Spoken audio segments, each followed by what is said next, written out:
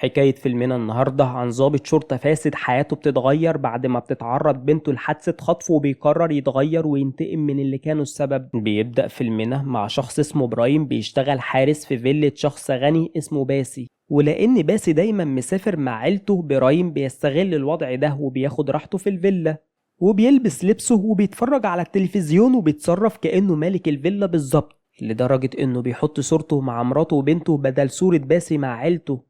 وبيكون برايم مهووس ببرنامج مسابقة المعلومات العامة وبيتفرج عليه معظم الوقت لحد ما بتتصل بيه مراته فبيطمن عليها لأنها حامل، وبيطلب منها تهتم ببنته الصغيرة وتاخد بالها منها، وبيعرفها إنه هيبعت لها فلوس مع صاحبه شوشي. وبيرجع للأوضة اللي ساكن فيها وبياخد سكاكين كتيرة وبيدخل الحمام، وهناك بنشوفه خاطف بنت صغيرة وبيقطع جثتها لأجزاء كتيرة بعد ما بيقتلها. وفي مكان تاني بنشوف ضابط شرطة اسمه رام وهو بيجهز وبيوصل بنته فيدو لعربية المدرسة وبعدين بيروح شغله. ولما بيوصل لمركز الشرطة بنعرف انه ضابط مرتشي وبيقبل الرشوة لانه مقتنع انه عايش في وسط منظومة فاسدة، ولو حاول يشتغل بضمير فيها هيتخلصوا منه وكأنه حشرة ملهاش اي لازمة مهما اجتهد.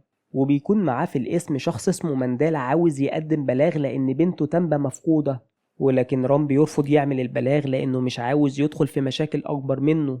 وبيكون مندال منهار لأن بنته صغيرة وبيقوله إنها كانت الأولى في مدرستها وكانت بتتمنى تشتغل وتخرجهم من الفقر، فبيديه رام مبلغ قليل من فلوس الرشاوي وبيقوله يعمل بيه منشورات يدور فيها على بنته، وبيوعده إن بنته هترجع. فبيخرج مندال يعلق المنشور اللي فيه صورة تنبه وبتكون هي نفسها البنت اللي قتلها برايم، وقدام فيلا أردان بيكون في أطفال بيلعبوا كريكيت مع بعض وبتقع الكرة منهم في فتحة من فتحات الصرف الصحي، فبيروح ولد اسمه ألي يجيبها ولكنه بيلاقي إيد شخص فيها وبيبلغوا الشرطة، ولكن رام ما بيعملش محضر وبيقول لسكان المنطقة إن مفيش أي بلاغ عنده عن طفل مفقود وأكيد الإيد دي من منطقة تانية، وبيرفض يعمل بلاغ وبيدي مكافأة لألي وبينهي الموضوع. وبيكون برايم شايف اللي بيحصل وبيقرر إن ألي هيكون ضحيته الجديدة. وفي نفس اليوم بيرجع والد ألي للبيت وبيكون بيشتغل حارس أمن وبتطلب منه مراته يشتري أكل، فبينادي على ألي وبيزعق له لأنه طول اليوم بيلعب وبيديله فلوس وبيطلب منه يروح يشتري بيها أكل ويرجع بسرعة. ولما بيخرج ألي من البيت برايم بيكون مستنيه وبيشاور له بشوكولاتة علشان ألي يروح له، وفعلا ألي بياخدها منه. ولما بيجي يمشي برايم بيخطفه وبياخده للفيلا وبيفضل ألي يترجاه يسيبه، وبيقول له إن والده عنده مسدس وهيقتله به لو أذاه. فبيضحك برايم وبيقول له إن الواقع مختلف عن القصص اللي بيشوفها في الأفلام، وبيقول له إن الشرطة مش هتعمل بلاغ عن اختفائه لأنه فقير وعايش في مكان محدش مهتم بيه، وبعد فترة من اختفائه كل الناس هتنساه حتى أهله، وبيقول له يسمع كلامه وبيفك إيديه. ولما بيحاول ألي يهرب برايم بيخبطه في الحيطة فبيفقد وعيه وبيفتكر برايم لما كان لسه صغير وعايش مع خاله الجزار بعد وفاة أهله، ولكن خاله كان شخص منحرف جنسيا وبيعتدي عليه. وفي مرة خاله قفل محل الجزارة واستغل انهم لوحدهم وحاول يقرب من برايم، ولكن برايم بطل يخاف منه وقتله وقطع جثته. وفي الوقت الحالي بيقطع برايم جثة ألي وبيروح شوشي وبياخد منه أعضاء ألي وبيعرفه إن الفلوس هتوصل لمراته بعد أسبوع، وبيرجع برايم ينظف البيت وبيتخلص من بواقي الجثة في فتحات الصرف، وبيرجع البيت زي ما كان علشان باسي وعيلته راجعين. ولما بيرجع باسي بيحتفل بعيد ميلاد حفيدته في البيت وبيتصل بشخص اسمه جوش وبيطلب منه يبعت له بنت تشوكي، وبتكون تشوكي مع أهلها في احتفال العيد بتاعهم وبيتصل بيها السواق علشان يوصلها لباسي. وبعد 4 أيام بيكون ران في مهرجان دوسيرا مع عيلته وبيكون هيقدم دور في مسرحية المهرجان، وبيروح لجوش والد تشوكي وبيطلب منه يقدم بلاغ لأن بنته مختفية من 4 أيام، وبيكون عاوز يقدم البلاغ في باسي وبيقول ان هو اللي خطفها، ولكن رام ما بيهتمش بيه وبيقول له ان المهرجان مش مكان للشغل وبيقول له انه دلوقتي مش فاضي، فبيقول له جوش انه ظالم وما بيقومش بدوره، وبيقول له انها لو كانت بنته كان هيخاف عليها اكتر. فبيتعصب رام اول ما بيسمع اسم بنته وبيقول له انه مش ممكن يسمح لاي حد يأذي بنته طول ما هو عايش. وبعد المهرجان بيسأل رام مراته عن فيدو بنته، ولما بيعرف انها مشيت لوحدها مع اصحابها بيقلق عليها. وبيكون براين في الوقت ده في المهرجان وبيلبس قناع على وشه وبيخطف بنت رام من غير ما يعرف هي مين، ولكن رام بيشوفه وهو شايلها وماشي بيها لعربية معينة وبيجري وراها بسرعة. ولما بيشوفه برايم وبيعرف انه ظابط بيرمي فيدو على الارض وبيهرب، وبيفضل رام يجري وراه وبيكون هيمسكه، ولكن في اخر لحظة بيقع على الارض وبيهرب برايم منه. ولما بيبص رام حواليه بيشوف صور كل الأطفال المخطوفين اللي رفض يقدم بلاغات لأهلهم. وبيرجع برايم للبيت وهو خايف وبيجمع كل الفيديوهات اللي كان بيصورها وبيتصل بمراته وبيقول لها انه هيبعت لها حاجات مهمة وبيطلب منها تخبيهم في مكان امان. ولما بيرجع رام لبنته بتكون دخلت المستشفى لان رجليها اتصابت. ولما بيحاول يطمن عليها مراته بتتخانق معاه وبتقوله انه مش قادر يحمي بنته، ازاي هيحمي باقي الناس؟ فبيندم رام وبيقعد يبص على بنته من بعيد وبيقرر يتغير. وبيروح لجوش وبيقوله انه هيساعده يلاقي بنته وبيقدم له البلاغ. وتاني يوم بيروح لبيت باسي، ولما بيشوفه برايم بيكون خايف يتعرف عليه، ولكن رام بيدخل يقابل باسي. ولما باسي بيشوفه بيقوله انه كان زميل جهار مدير مركز الامن وديفال الوزير، وانهم كانوا مع بعض في نفس السكن وبيكون بيخوفه.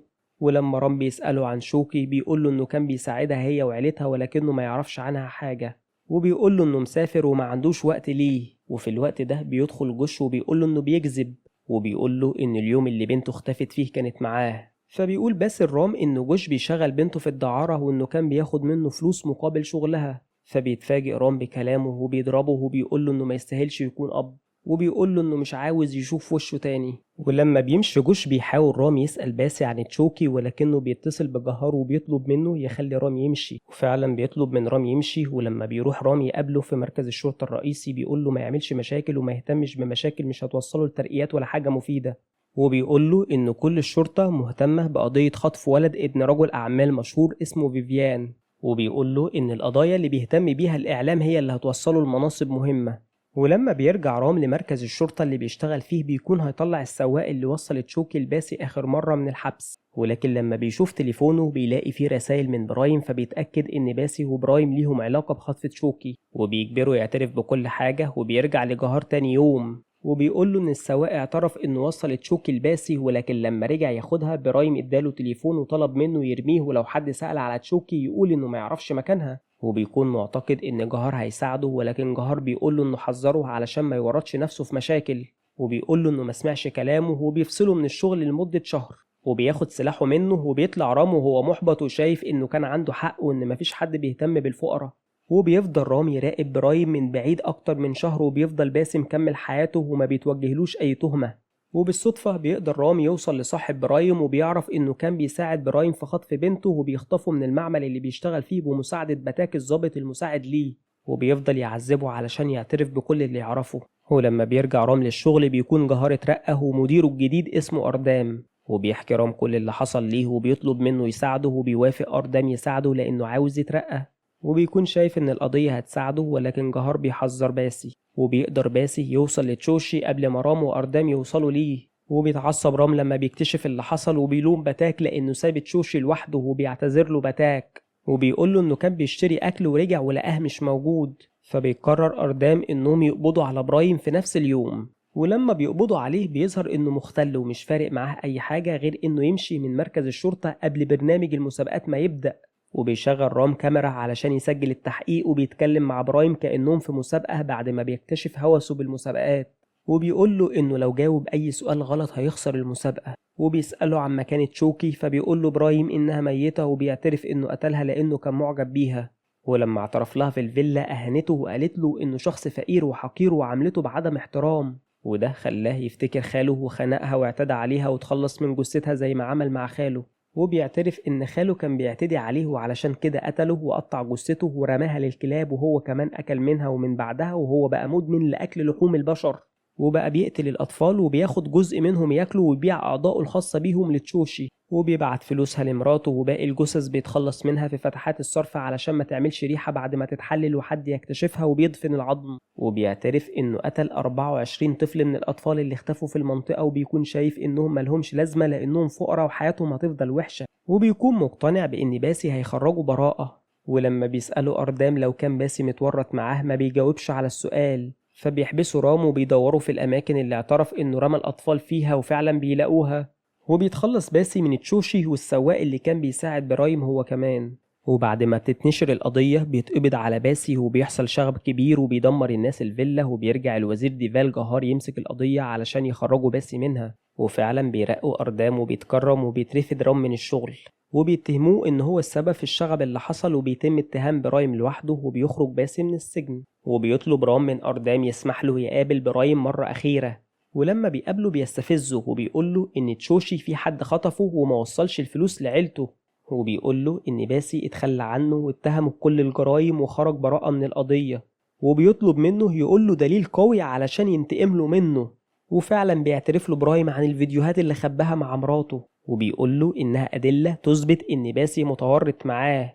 وبيقرر رام يروح يجيبها بنفسه وما بيعرفش حد غير بتاك، وبيسافر لوحده وبياخد الفيديوهات وبيتفرج عليها. ولكن بتاك بيخونه وبيعرف جهار إن في دليل ضد باسي مع رام، فبيبعت رجالته ورا رام. وبيكون رام في الوقت ده مش لاقي مواصلة ترجعه في موقف الأتوبيسات علشان يسافر، ولما بيشوف عربيتهم بيشاور لهم علشان يوصلوه معاهم. ولما بيركب معاهم بيخلصوا عليه وبيتخلصوا من الفيديوهات اللي معاه. وبيترقى بتاك بعد ما خان رام وبيمسك مركز الشرطة مكانه، ومحدش بيعرف باللي حصل لرام، وبيتسجل على إنه مفقود. وبعد فترة بيتقبض على اللي قتله رام، وفي حد مجهول بيبعت الفيديوهات اللي بتدين باسي اللي بيشوي مساعد بتاك، وبيكون معاها فلوس علشان يعالج والده من السرطان. فيا ترى بيشوي هيظهر الحقيقة ولا هيستغلها لمصلحته زي كل مرة؟ وبنتعلم من الفيلم ده إنك تموت علشان الحقيقة مرة أفضل بكتير من إنك تعيش مليون مرة وما تقولش الحقيقة. ولو عجبك الفيلم ما تنساش اللايك والشير وتفعل زر الجرس، وسيب لنا رأيك في الكومنتات وقول لنا إيه الأفلام اللي حابب إننا نلخصها لك.